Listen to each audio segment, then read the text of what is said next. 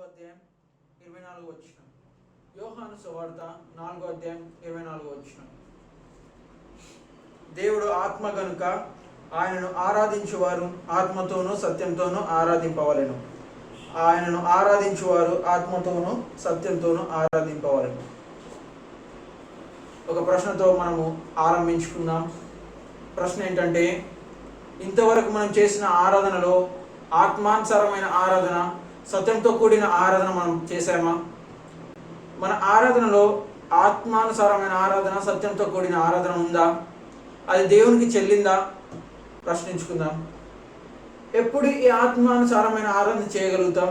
సత్యంతో కూడిన ఆరాధన ఎప్పుడు చేయగలుగుతాం? రండి, ప్రకటన గ్రంథం 4 అధ్యాయం, ప్రకటన 4, 10, 11 వచనాలు కలిసి ఉన్నాయి. దాంట్లో ఒక మాట చూసుకుందాం. ప్రభువా, మా దేవ, నీవు సమస్తమును సృష్టించితివి. నీవు సమస్తమును సృష్టించితివి. మన దేవుడు ఎటువంటి వారు? మన దేవుని గురించిన సత్యం ఏంటంటే, ఆయన మన సృష్టికర్త అయిన దేవుడుగా ఉన్నాడు. ఆ సృష్టికర్త అయిన దేవుని బట్టి నువ్వు ఎప్పుడైనా ఆరాధించావా? సృష్టికర్త అయిన దేవుని మర్చి సృష్టిని ఆరాధిస్తున్నాం. సృష్టికర్త అయిన దేవుని మర్చి సృష్టిని పూజిస్తున్నాం. అందుకే మన ఆరాధనలో ఆత్మానుసారమైన ఆరాధన లేదు, సత్యంతో కూడిన ఆరాధన లేదు. ఈరోజు సత్యం ఏంటంటే, దేవుడు మన సృష్టికర్త అయినాడు. ఇర్మియా గ్రంథం 1వ అధ్యాయం, ఇర్మియా గ్రంథం 1వ అధ్యాయం 5వ వచనం. గర్భంలో నేను నిన్ను రూపింపక మునిపే నిన్నెరిగితిని. గర్భంలో నేను నిన్ను రూపింపక మునిపే నిన్నెరిగితిని. మన దేవుడు మనల్ని ఏ విధంగా సృష్టించాడు? ఎప్పుడు సృష్టించాడు? ఎలా అంటే, తల్లి గర్భంలో మనం ఉన్నప్పుడే, లేదా తల్లి గర్భంలో రూపింపబడక ముందే మనల్ని ఆయన ఎరిగిన దేవుడుగా ఉన్నాడు.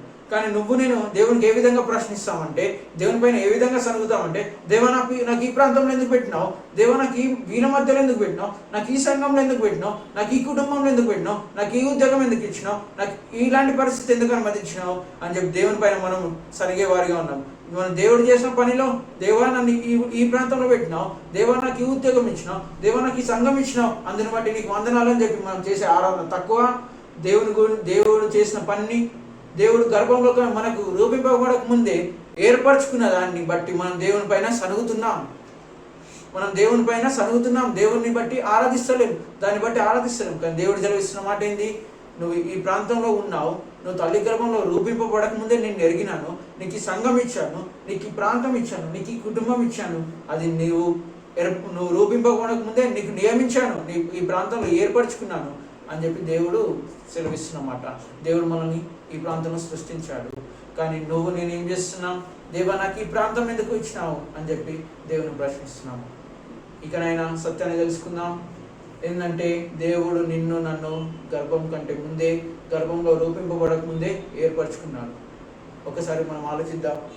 ఏమవుతుంది ఒకవేళ దేవుడు గర్భంలో నువ్వు నేను ఉన్నప్పుడు మర్చిపోతే, మనల్ని గురించి మర్చిపోతే, మనల్ని గురించి లక్ష్యం చేయకపోతే మన పరిస్థితి ఏంది? ఈ విధంగా మనం వినేవారమా? ఈ విధంగా మనం కూర్చునేవారమా? గర్భంలో దేవుడు మనల్ని ఏర్పరచుకున్నాడు. నిన్ను నన్ను ఆయన సృష్టించాలనుకున్నాడు. ఆయన మన సృష్టికర్త కావాలనుకున్నాడు కాబట్టి ఆయన మనల్ని ఈ ప్రాంతంలో పెట్టాడు, లేదా గర్భంలో మనల్ని రూపింపకముందే ఏర్పరచుకున్నాడు. అనేక మంది బయటకు రాగానే, తల్లి కడుపులో నుంచి బయటకు రాగానే చనిపోయిన వాళ్ళు ఉన్నారు, గర్భంలోనే మరణించిన వాళ్ళు ఉన్నారు. కానీ నిన్ను నన్ను దేవుడు ఏర్పరచుకున్నాడు. దేవుడు మన సృష్టికర్త అయినాడు. ఆయన సృష్టిలో ఎటువంటి సృష్టి అంటే, తల్లి గర్భం కంటే ముందే మనల్ని ఏర్పరచుకున్న సృష్టి.